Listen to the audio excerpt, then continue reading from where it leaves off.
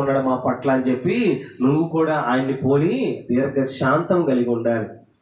ఎవరు ఏదన్నా గౌక్కుని ఒక మాట అంటే క్షమించు, తప్పులేదు. నువ్వు క్షమిస్తే నువ్వు క్షమించబడతావు యేసు కృపలో. హల్లెలూయా. కాబట్టి 4వ ఆత్మఫలం ఏంటి? దీర్ఘశాంతము. ఇంట్లో ఒక అమ్మ ఒక మాట అంటే బమ్మని ఒంటి కాలం మీద లెక్క కొడతాం. అర్థమవుతుందా? ఇంట్లో ఒక అన్నో తమ్ముడో గౌక్కుని ఒక మాట అంటే వెంటనే డబరా తీసుకోకూడదు కొడతానికి. అది దీర్ఘశాంతం కాదంటే ఎందుకు చెప్తున్నానంటే వీటిల్లో మీరు చేయకూడని ఉన్నాయి కాబట్టి చెప్తున్నాడు.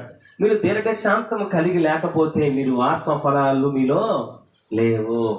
ప్రేమ లేకపోతే నువ్వు దేవుని బిడ్డవు కాదు, ఆత్మ ఫలాలు నీలో ఫలింపవు. సమాధానంగా మాట్లాడలేకపోతే నువ్వు దేవుని కుమారుడు కుమార్తెవి కాదు. సంతోషంగా నీ కుటుంబంలో ఉండకపోతే నువ్వు కుటుంబానికి మేలు చేసే వ్యక్తిగా నువ్వు ఉండవు. తర్వాత ఏం నేర్చుకున్నావు?